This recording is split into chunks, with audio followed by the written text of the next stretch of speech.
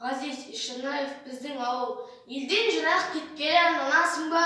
Біраз бопты көрмеппін қарасында.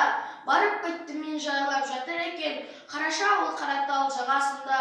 Өмір сырын өзінше безбен деген, қарттарын саясат сөзгермеген, жанталасып өзге жұрт жатыр әне. Біздің ауыл құдайы өзгермеген.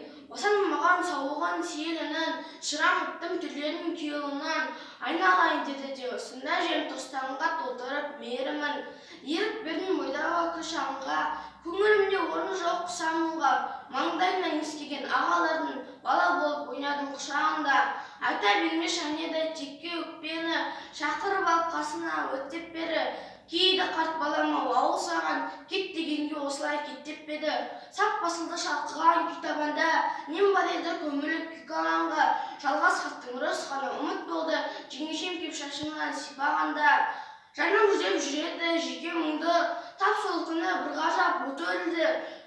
Қаладағы баламыз кеп қалды деп, Қараша ауыл қазаны көтерілді. Жариялап жақсысының салтындағы, бір көтеріп тастады парқымдары. Сіз ауылды өзгеріп кетті.